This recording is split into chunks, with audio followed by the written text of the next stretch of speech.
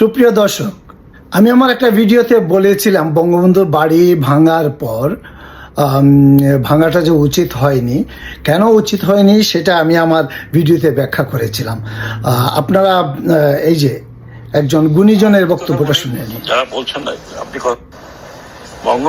বঙ্গবন্ধুর স্বপ্ন ছিল, নষ্ট করবেন না, এটা আপনার নষ্ট করার কোনো অধিকার নাই, এটা বাংলাদেশের সম্পত্তি।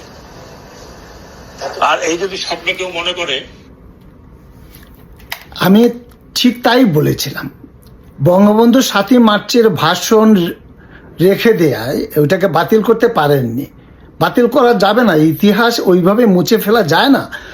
কাজেই যখন স্বীকার করেই নিয়েছেন বঙ্গবন্ধু জাতির নেতা, তাহলে উনার স্মৃতিচারিত জাদুঘর জাতীয় সম্পদ, এটা ভাঙার কারো অধিকার নেই। বঙ্গবন্ধু জাতিকে জন্ম দিয়েছেন, তিনি জাতির পিতা। আপনি মানুন আর নাই মানুন, জাতির পিতা বঙ্গবন্ধু শেখ মুজিবুর রহমান।